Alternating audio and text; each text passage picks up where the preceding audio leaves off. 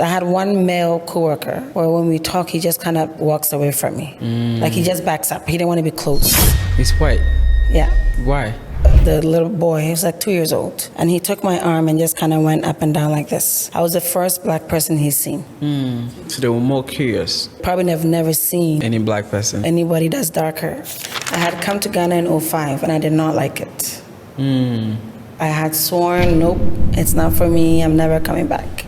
It's the media. The media. They show a lot of negatives. If I had kept following them, I would have never came. Accident, robbery. This is a local TV station. This is a here local TV in station Ghana. in Ghana. And they were all negative. That's all it was. Even though my friends were scared because I drive and they're like, you drive on the road? The housekeeper poisoned them, the housekeeper robbed them. That's all I hear. When I say I'm looking for a housekeeper, they're like, oh, no, they're going to rob you. Your parents are still in Canada. Your husband, he's with the kids. He's with the kids. In Canada. And you decided to embark on this alone. Alone, yeah. You were doing very well for yourself. I mean, you had a job in Canada working. You've built a career over 10 years. I know the money is way better compared to what we have here in Ghana. Why would you just leave that?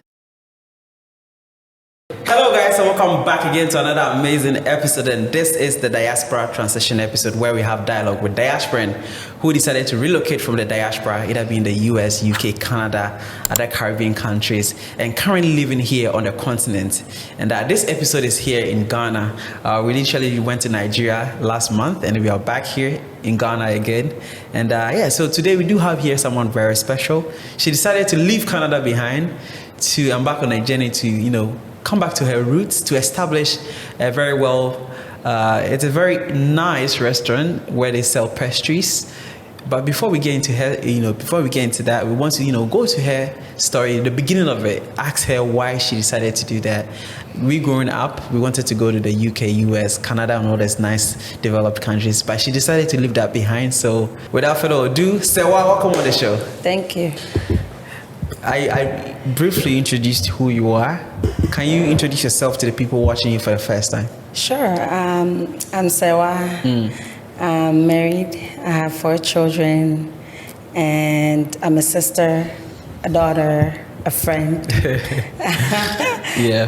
I like to read. I read a lot. That's pretty much me. Were you born in Ghana? Yes. Okay, so at what point did you decide to go to Canada and even, So I went as a child. I had no choice. So I was just literally there, and then my parents sponsored me and my sister. So we knew a week before that we were leaving, and then I had told my best friend at the time that it was a Friday. And I said to her, I'm not going to be at school on Monday because I'm traveling. Really? And literally that was it. How old were you at that time? I was 11. 11 years old. Yeah. Wow, so growing up, you went to Canada, right? Yeah. With your parents. How was it growing up in Canada? It was difficult. When I got there, I knew English, but obviously I had a bigger accent than the kids that were there. So it was hard to blend in terms of there's only 2 black people at my school. Myself and another girl. She was actually Ghanaian, but she was born in Canada. I see. When I got there, yeah. So first generation Ghanaian. Yeah. It was hard because I went in November, which is fall. Winter or fall? It was fall. Fall, okay. When we November. got there. And I started school in January, which is winter. And so we went to school, and I didn't have the boots, the jacket, because my parents didn't really know what I needed. So I literally went to school in running shoes, and it's freezing cold. What? Yeah. My first week we had running shoes on because my parents didn't know we were supposed to have boots. Why did they know? Don't they feel cold too?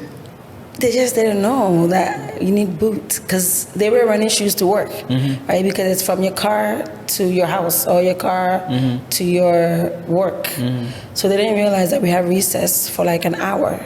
Interesting. And so my teacher had called and says they need boots. And she's like, oh, okay. And then she got us boots. Interesting. But it was interesting for the first week, having our feet frozen. And coming from like the hot environment here we have, in Ghana, and going to minus what, 20? You can hit 40. Minus 40 degrees. You can get minus 40 degrees, yeah. Didn't you feel like coming back home to Ghana? No, not at that time. At that time, no. I was so young, so I was just like, okay, I'm here.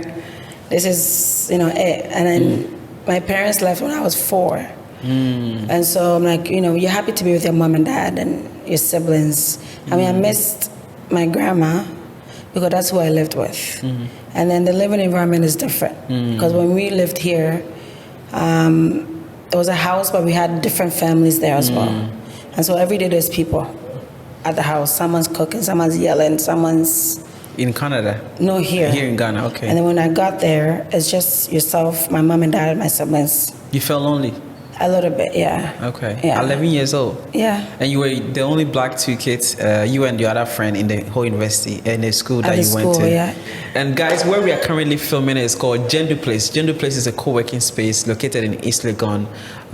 It's also good for content creators like myself. If you want a space to, film your podcast, they do have a podcast room here available if you want somewhere. You don't have any equipment, you have no camera, you have nothing. They do have everything here. You literally have to walk in here, rent it out for an hour. It's very affordable, less than $50 or so. And you'll be able to get your content out. And they do have other amenities here. They have restaurants. They have a restaurant that sells local food here. So if you want to come check it out, link in the description. How was that? Coming from a beautiful community here in Ghana, going to Canada, very cold, no friends, living with your mom alone in the house, and even the school where you don't even see yourself. The only person you see who look like you is just one person. And in the school of what? 500,000 kids? How did you feel at that moment, if you can remember? It just felt odd. But the kids, I don't remember them being mean at all. Okay. They were not racist to you? No, not in grade 6. They don't call you no names? No. Okay. That was in high school.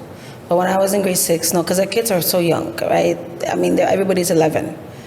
And I don't think at that point they realized... They were not taught yet? Not yet, right? How to be Because once you hit high school, you're a bit older. And you see things and hear things and understand things on a different level. But when I was in grade 6, no, there was nothing. Interesting. They were helpful. Like, I remember one girl, I don't know her last name. I mean, she literally held my hand. I know her. I remember her first name. I remember how she looks like. And every time when we had to transition from recess to the class, when she's like, "This is what you're supposed to do." When it's recess, because I didn't know what's going on. Because you have recess and you have lunch and you have you're changing subjects, and I had no idea. I was like a big haze almost. And she would like nudge me and say, you get out your math book. You didn't get any orientation? Not really, no. You just start. So when a crowd moves, you move. Yeah. Interesting. So you finished that and then you went to high school. How was high school like? High school was beautiful. Interesting. Because at that point, like when I went to high school, there's a lot more black people. A lot more Africans. And what was this, Toronto? Toronto, yeah. Okay. Toronto has a big community of Ghanaians, big community of Jamaicans. It has a huge community. And Toronto is multicultural. So where I lived to was like the hub of black people, I guess. I see. So when we went to school, it was. It was nothing to complain about? No, we had our friends, groups of friends, and we just kind of did our thing. So you also went to university? Okay. How was it in the university for the first time? I went to London, so away from Toronto. Okay, interesting. London, Ontario, not England. What's that? Have a London. Elaborate on that. Yeah, we have a London, Ontario. So 2 hours from Toronto is London, another city. Interesting. Yeah. So you were going every day? No, I lived there. Oh, you lived there? I lived there. It was 2 hours from Toronto, so I lived there. Okay, what did you study in the university? I did early childhood education. What? Early childhood education. Oh, okay. To teach? Yeah. To be a teacher? Pretty much, yeah. Okay, so talk to me after the university. What happened? You started? I started work. Okay. And then, the work was hard because I was the only black person at my workplace. Was it a school? No, it was a daycare center. Daycare. Yeah. Okay. Yeah. Okay. So it was like a nursery. Nursery. I see. Yeah. And you were the only black teacher. Yeah. Very interesting. Yeah. So, talk to me as, you finished, you've been posted to this nursery, being the only black teacher there. The kids, were they even black? What was the population, So my first experience when I walked into a classroom, again, London at that time was majority white. So I walked into the school and I remember the little boy, he was like 2 years old. And he took my arm and just kind of went up and down like this. I was the first black person he's seen. So he kind of rubbed, I think he was thinking, can it come off type deal. So he rubbed me. So a lot of the teachings during the day was actually about skin color. And I wasn't upset or anything, they just didn't know. I mean, they were 2 and 3 year olds. Right. So they were more curious. So it was more out of curiosity, yeah. Because they probably have never seen any black person, anybody that's darker than themselves. So, I mean, the kids were ignorant. They didn't know any better. They saw you for the first time and they were touching your skin. How did that, what was running into your mind like at that time? I mean, I think it was more so, how can I teach? How can I educate them? The kids. Because they're children. So for me, I was thinking more, how can I teach that there's different people in the world with different skin tones, different languages, different food, and just even different likes and dislikes. Right? We're all different. So the kids, so I ended up doing a lot of activities on, skin tone, skin color, likes and dislike. So I kind of brought it all the way down to even siblings. We're all different, right? We like one thing and you don't like the other thing. We're not all the same ever. Interesting. And so that was, for the kids, that was my mission. And then for my staff, my coworkers, like sometimes I had one male coworker where when we talk, he just kind of walks away from me. Like he just backs up. He didn't want to be close. Why? Till this day, I always wonder why. He's white. Yeah. So when anytime you're talking to the person, they always go back. He backs up. Really? Or he'll talk to me from afar. Wow. Rather than getting close. Would you say he's racist? I don't know, to be honest. Did that kind of affect you emotionally in any type of way? It made me feel bad at that point, because I was thinking, like, do I smell? Like, what's the issue? Like, he was never mean. He just, in conversation, he just kind of backs away from me, or he'll talk to me from afar. Like, we never chatted, but I always thought maybe that's just who he is. Like, I don't know, but yeah. Like, was he the only person who reacted? Yeah. Okay. Yeah. Interesting. How long did you teach in this nursery for? I was there for 10 years. 10 years? Not at the same spot, but Okay. I stayed in that environment for 10 years. 10 years. Yeah. So being a teacher, teaching the nursery kids, and majority of these kids you are teaching, nurture them, are all Caucasians. Yeah, all of them. Like, I had 2 mixed children. And everybody was white, yeah, especially at that time. Wow. Yeah. Interesting. So at what point did you decide to leave that behind, embark on a new journey? When did Ghana begin to, pop up in your mind? And it's funny. So I eventually went back to school and got more certification. And I ended up working with kids with special needs. And so I was doing that a little bit. And then after 10 years of teaching the nursery, you started with special kids? Yeah, after you went back to school. Special ed, yeah. I see. So I did that for a little bit. And then I started to, again, wonder how can I teach them? Because they learn differently. They can learn the same things, just different. And so I actually opened a cooking school for kids in hopes of, interesting, group play, how to teach them how to play, how to interact with people, how to read recipes. So it wasn't just to learn how to cook. I mean, we made little like pizza and cookies and things like that. But it was more how to communicate with other people, because the kids I work with had autism. And so one of the biggest challenges of autism is communication. So that was the goal at that point. What makes it hard for them to communicate? It's just the way their brain works. Some of them can, some of them can't even, some of them are nonverbal. They could be 10 years old and they can't even speak. Yeah, so they communicate through other means. And so I did that. for a little bit. So I was doing that in 2017. So I did that from 2016 to 2017. And then 2017, literally, I was like, I don't know what I want to do with my life. Like, I mean, I love my job. I love the kids. I love my job. I feel like this is not it. It was just that deep feeling that this is not it. What are some signs that you saw that made you feel like, I don't think this is for me? I just kept thinking, can I do this for the rest of my life? Can I do this till I retire? Can I, like, is there something other than this? Is there, I mean, the world is big.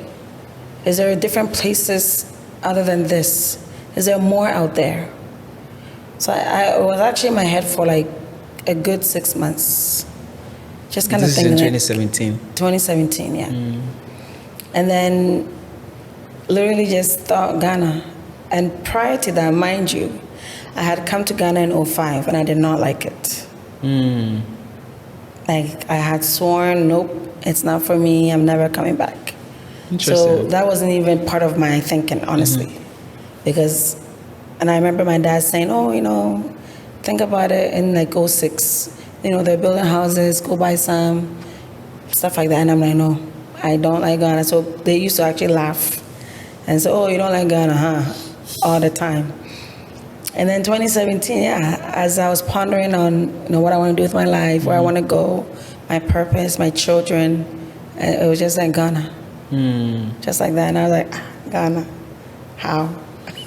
Was it like a revelation you had, you prayed about it? Not prior, after. So after it hit me in Ghana, and I remember where I was actually sitting. And then I was like, literally like, Ghana, how? Like, what? Why? Like, I was thinking.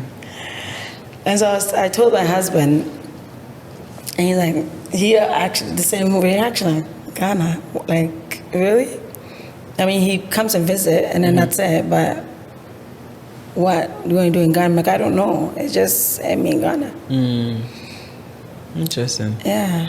So 2017, when did you officially decide to move, and why? How did you even get the idea of a pastry business?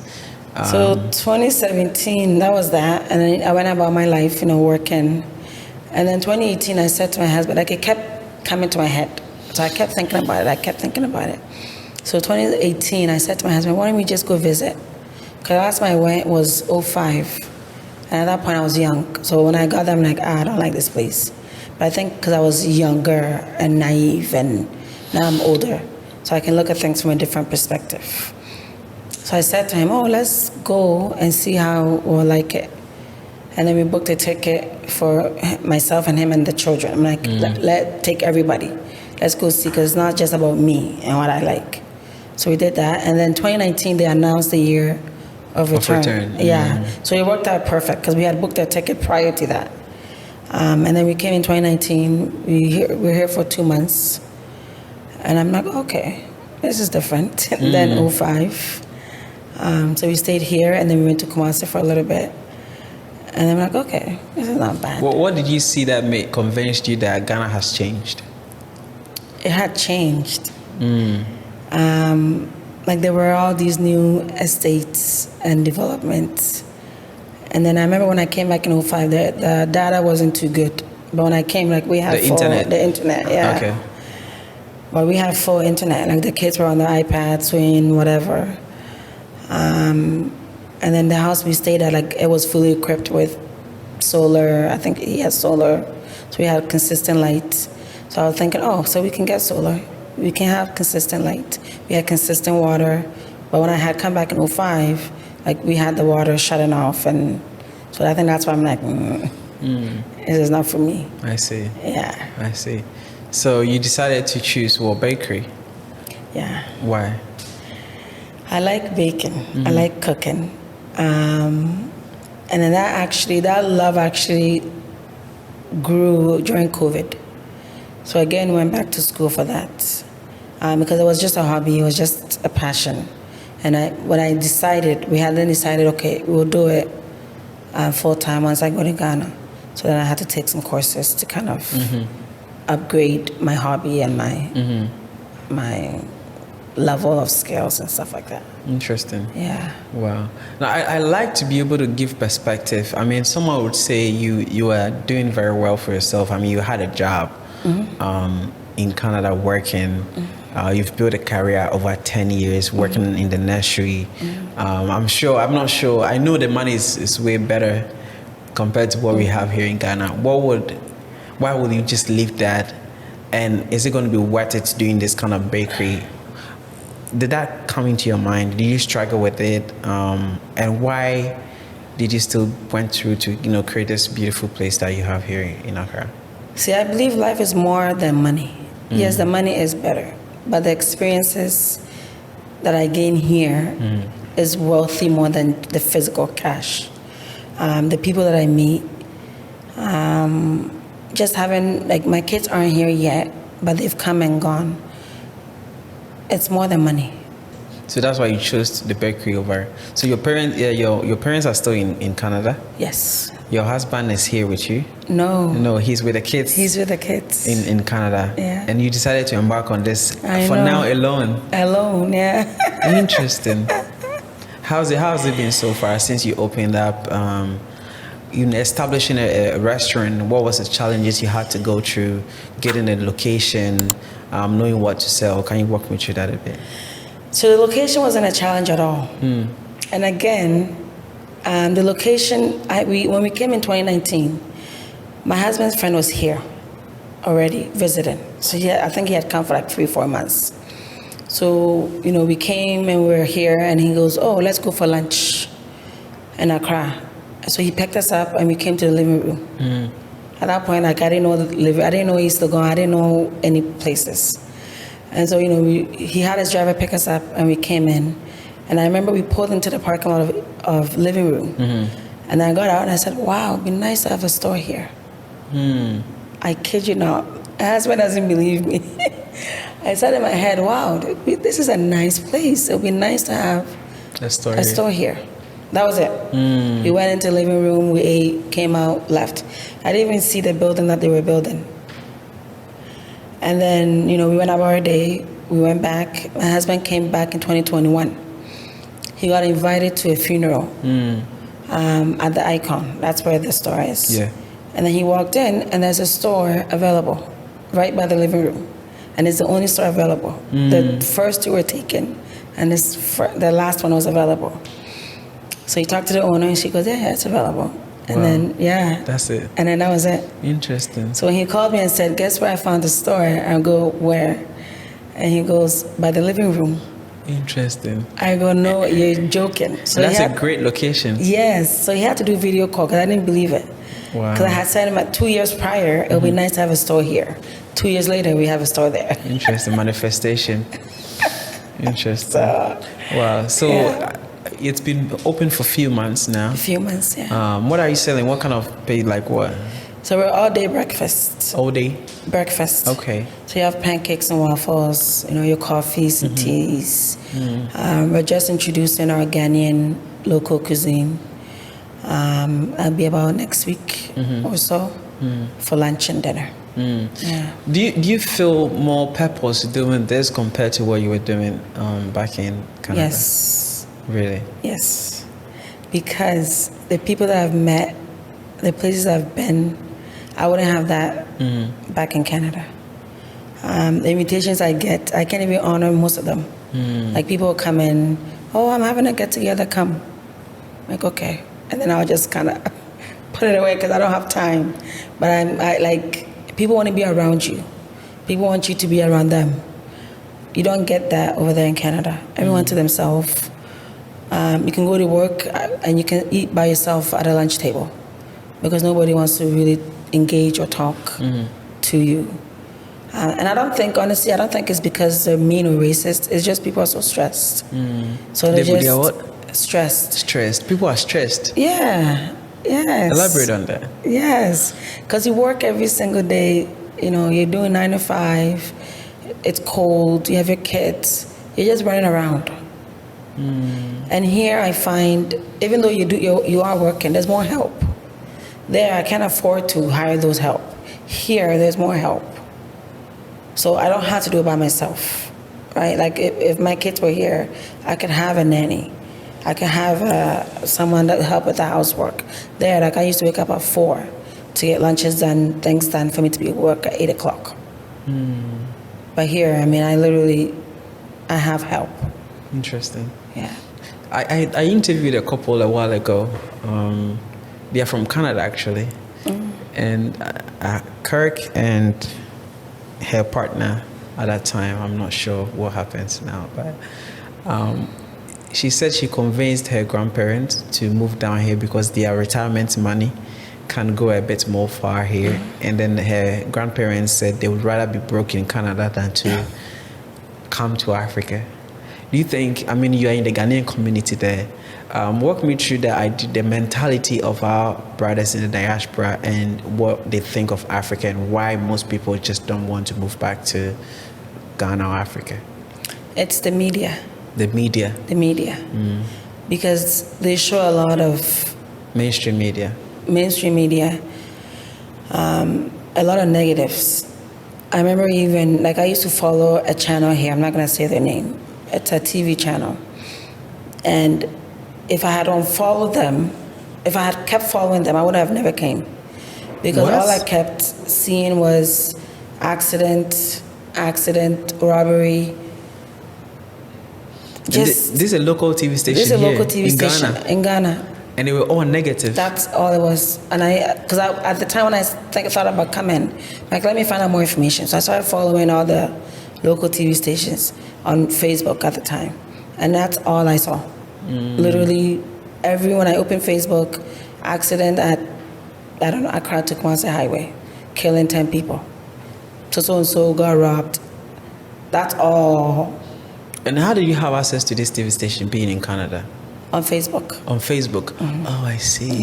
Yeah. So people are watching. Even now, my friends were scared. Because I drive, and they're like, you drive on the roads?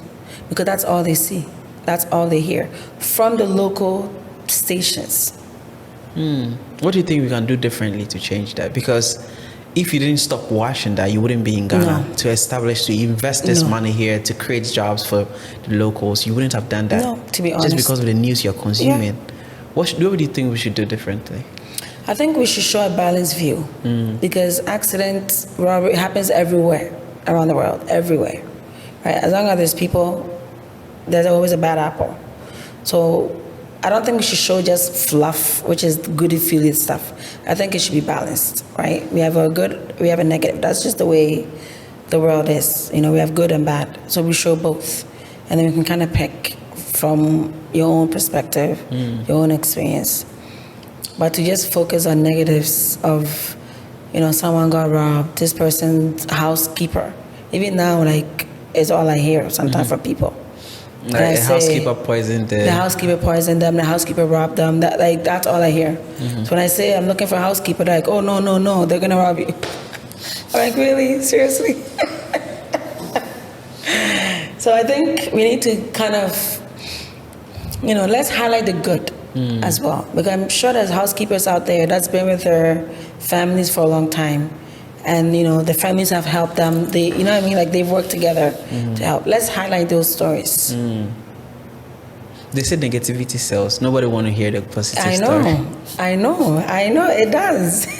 But I think we're doing our own disservice. Yeah. And sometimes, honestly, it's from ourselves. Because these stories weren't from other people. They were from Ghanaian people. And to change topic a little bit, there's a man called Kwawa Samoa. He moved from the US to establish a clothes manufacturing business here.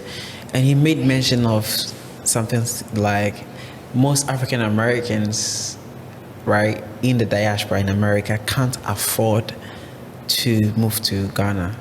Do you think even diasporans in general can afford to move back to Ghana? Yeah, I think so. You think so? I think so. Because everything is perspective. And it depends how you want to live or how you want to spend money. And it's, again, I think it's everywhere in the world. You can live in Canada and be broke and you can't afford to live there. Or there's people that's living and is able to afford it. Same thing goes for here, right? You can be here and be okay or be rich or be poor, depending on your choices of where you want to go, what you want to do, how you spend money, how you manage your money. But I was told that you guys have to pay a lot of taxes. Your utilities are very expensive. So even though you work to get the money, you don't have enough saved up. I mean, how is it like in Canada? What is like the average income of the regular diasporan doing something similar to what you're doing or any regular job? You make good money. Well, how much is good money? I'll say good money. Really? You make good money, but again, it depends on your expenses, right? Like I have a mortgage, so you got to pay that, and you're paying property taxes, and then your groceries and car insurance. The list goes on. So you do. I always say you do make the money, but still, you'd have enough if you want to move back. You would be able to have enough to move if you're back strategic, right? Like you got to be. If you're not spending, it depends on your spending. Because I remember I didn't make very much when I had just graduated. Right, because you don't make a lot when you just graduate. You start from the bottom, and I had a house, right? Because I know how to manage the money. I see. So I think it's all management as well, because you can have. I know people that have a lot of money, and they're not doing so great when you really get to know the nitty-gritty, because they spend a lot of money, but they make a lot of money. Interesting. But they're also spending a lot of money. So what is keeping your parents in Canada and not moving back to Ghana? They're scared. They're scared? They're scared, yeah. Of what? They're older, right? So they're scared of just being sick. And then, I mean, they come in and out, like they're here right now, and then they're going back in July. So they come in and out, but they're scared to stay for a long time because of illnesses and stuff like that. Yeah. But Ghana is their home. Ghana is their home. And they have houses here. But they will not stay here full time. Well, my dad did for a while. Like, my dad was here. He moved back again. Yeah. He was here for like 2-3 years. Solid. Interesting. Yeah. I like that. I mean, if you do have any message to your friends and family in Canada, what would that message be? I would say come visit. Come explore. Don't take people's stories for your own story, because everyone's story is different. How people relate to you is different, just by your attitude and the energy that you have. How people even vibe to you is different. So come for yourself. If you can afford it, come. Visit for a month, 2 weeks, a week. See how you like the place, and then judge from there. But don't judge from people's posts and YouTube and Facebook, social media. Just come and judge for yourself. Do you think Ghana is expensive? I think it's relative. It's relative. I think so, yeah. I'm doing just fine. I think it's relative, right? Yeah. If you're managing things well. Yeah. Well, I mean, let's say, give this third best business advice to, people watching who are contemplating on investing in Ghana or coming back to do any kind of business. Obviously, you've been here, you've met friends, you've met other people who moved from the diaspora and doing business here. You know the good stories, the bad stories. Based on all those data, what would you say are the three businesses that people watching can, embark on? I think real estate, because people need a place to stay. I also think school. School? Yeah, I know there's a lot of schools, but I think... The quality? Yeah, I think if you can offer something a bit different than what's being offered right now, right? And so something like special needs education is really non-existent. So if you can offer something like that, and I'll say restaurant. Restaurant. Yeah, because people got to eat. Yeah, every day. Every day, 3 times a day. Yeah, interesting. I like that. If you have a final message to the people watching, what would that final message be?